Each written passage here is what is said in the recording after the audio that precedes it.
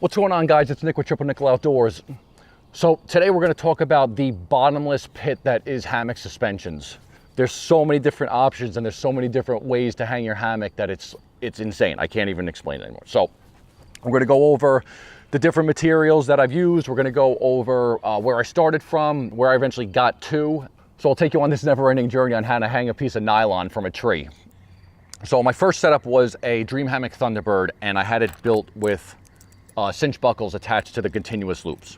Shortly thereafter, I was introduced to the world of Dutch wear gear, and my life and my wallet has never been the same. So first thing I did was I ended up switching out this 1-inch webbing for this webbing, which is it's a Dyneema polypropylene blend, and they're called Spider Poly Straps.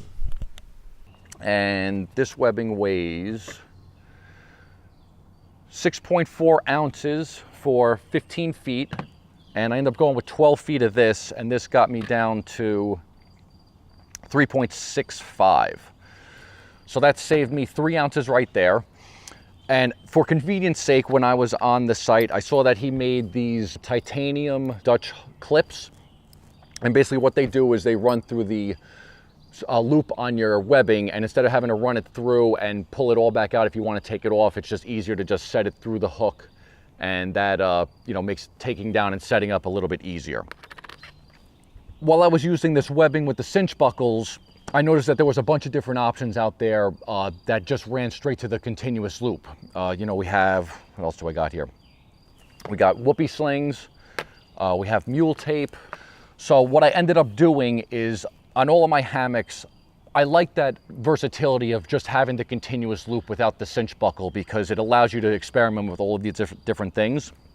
So what I did on all of my hammocks, I just ended up switching out all of the cinch buckle, or not all of them, but on all my hammocks, I basically have continuous loops on them so that I can experiment with all these different types of options. So now that I had the continuous loops on my hammock, I was able to experiment with a lot more pieces of gear. So I ended up staying with, the Dyneema Polypro straps, and I got these titanium cinch buckles from Dutch that work the same as the other cinch buckle, but they're just a lot lighter. So I tried those out. Those are pretty cool. I tried out these Beetle Buckles. These are good because they have a hole in it that you can run a spreader bar into, and you can actually set up two hammocks right next to each other. So a lot of couples use these. I like these. These were good. And the cool thing is you can actually attach it to your continuous loop. So instead of the other cinch buckles where they have to actually be on it, these can be taken down and taken off your hammock suspension. And then the last cinch buckle thing that I tried was these things Called Cinch Bugs. Same philosophy, comes with two different pieces that you run through the first buckle and back out the second, and they adjust on that line.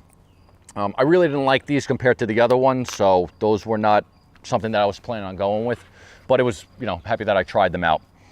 So I like the cinch buckle option as far as the convenience and the ease of setup. The problem with the cinch buckles is that you have to use a webbing like this, because this other webbing that I have that we'll go over, this is Spider Webbing 2.0, and this is these are Venom Straps from Ripstop by the Roll. These straps don't work well with cinch buckles. The buckle can't hold them because of the thinness of the material. So because of that, you're locked into a little bit of a heavier setup, because it has to be used with webbing like this, which, like I said, is lightweight, but it's not as light as this. I wanted to start experimenting with a little bit of a lighter setup. So I went away from the cinch buckle kind of setup, and I ended up trying out these spider web straps with Whoopie Slings. And you can also hook up Mule Tape. I tried. Basically, the spider web straps that I got are called tree huggers. When you see straps or huggers, the tree straps have a loop sewn in at one end and nothing on the other side. And then tree huggers have loops sewn on both ends. And basically what you do is you wrap the one side around the tree, the end will go down and it will be hooked on to the other loop by like a lark's head knot or a girth hitch. So that was a really lightweight setup, because these spider webbing 7 feet long because, you know, these weigh absolutely nothing, so I got the extra length. So the spider web straps and the Whoopie Slings, 2.70 ounces. That is ridiculous. So I like that. And then I also experimented with Mule Tape, and the same thing, 2.70 ounces. And whereas on the Whoopie Sling, it gets hooked up with this Dutch Whoopie Hook, with Mule Tape, I use a Beckett hitch, which is a knot. I really like using this setup, like I said, because it's really lightweight. The problem that I was running into is a couple times when I was set up in trees that were a little bit closer than I would have liked, I could still get it in because the hammock and the tarp fit in that space. But because this connection on the tree hugger is hooked up directly to the Whoopie Sling, it didn't allow me to use the Whoopie Sling because it was too close. There's a distance on it where if you take out all the slack, it is 22 inches long. So now if you have this on the loop of your suspension or the loop of your webbing and extend it out, there's a 2-foot gap where it's no longer adjustable. It's locked into place. So there were times where I was set up in an area that was a little bit shorter than I would have liked, and I wasn't able to use this because it was in between distances and I didn't have any more adjustability with it. So because of that, I had to take the Whoopie Sling off of the tree hugger, and I used a Beckett hitch and I hooked right to the tree hugger material. You can get around this whole thing by using these and then using a marlin spike hitch on the tree hugger. Then you hook the loop of the Whoopie Sling around the marlin spike hitch, and it gives a little bit more adjustability, but still, there's still that in-between gap that, you know, you have to kind of work around. So I wasn't a really big fan of that, but I did like the fact that you could hook up the Beckett hitch basically along the whole line of the webbing. With these tree huggers, there's this material called Mule Tape, and it's used for a pull line for like electrical conduit. But of course, you know, in hammock camping, we repurpose everything for our own situation. So I started using this. So I really thought that this was going to be my go-to setup. The problem that I found out with Mule Tape, and I had this in one of my other videos where I tested the Beckett hitch on a bunch of different material, is that it does not handle abrasion well, and it slipped on me. And when it slipped, it ended up tearing the Mule Tape completely apart and burning my continuous loop. If you want to check that video out, you can see the Beckett hitch and what happened to my setup. But that was eye-opening for me because I saw one of the negative things that could happen. And you know, if you're out in the field, that could be a big problem if you're burned through your suspension line. I had someone comment on the video and they mentioned maybe going with 3/4 inch Mule Tape. So I ended up buying some of this, and sure enough, this holds. It didn't slip on me. The problem with the 3/4 inch is that it's really heavy compared to like other things that are available.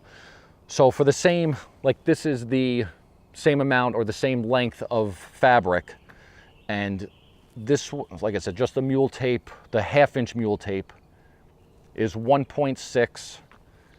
This is 3/4 inch Mule Tape, 2.8. So it's 1.2 ounces heavier for the same amount of fabric. So because of the excess weight of the 3/4 inch Mule Tape and the 1/2 inch's inability to kind of hold the knot in place, its tendency to slip, and it's not handling abrasion well, I kind of shied away from the Mule Tape. But that led me into, drum roll, this, which is Venom Straps from Ripstop by the Roll. These are 12 feet in length. They're 2.2 grams per foot, and they weigh, for the whole setup, the straps themselves weigh 1.85 ounces. Throw in a couple Dutch clips, 2.45 ounces for the whole suspension setup. I tested the Beckett hitch on this. It's held every time that I've tested it, and I put a little bit of force on it, it still held. So that was good to see. So I have confidence that these are going to hold. And the fact that they're so lightweight compared to everything else, there's an endless amount of adjustability because you can set the beckett hitch anywhere on this line. There's no connection points. It's just this strap, the wrap around the tree, and you're good to go. So this is what I will be using for my hammock setup. And like I said, because I have continuous loops on all my hammocks, it does work well with that. It doesn't work well with cinch buckles. So if you do have cinch buckles, I wouldn't recommend it. But if you want to go light, if you're confident with the beckett hitch, then I recommend getting these Venom straps because they're insanely lightweight. So that's it. Those are all my suspensions. If you have any questions or comments that you want to leave, please feel free to do so. Other than that, this is Nick with Triple Nickel Outdoors. Get out there and hang. Test to see how they handle the beckett hitch. Because I'm almost... What the heck is that? Whoa! Did you see that? There was like a hawk over my head. That was wild.